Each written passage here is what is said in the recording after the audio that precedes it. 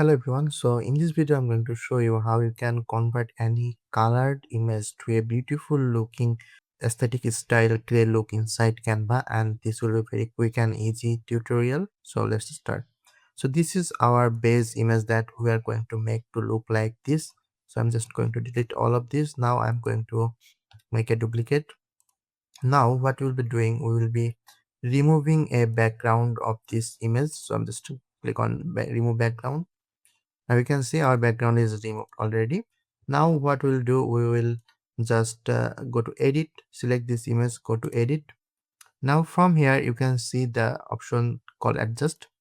Go to here, and now just go to the color section and make the saturation to 0, vibrance to 0. Now you can see already it is grayscaled. Now what we'll do, we'll just adjust some of this, like you can increase the black a little, you can add some shadow like this, highlight the skin more, like you can see it will already look really nice. Adjust the contrast, and also you can change the brightness like this. So as you can see, it's really looking very nice right now. So this is the way you can play with this kind of adjustment here and make it look really cool. So this was a quick tutorials how you can edit any colorful image to a grayscale look. So thank you for watching, and I'll see you guys on the next video.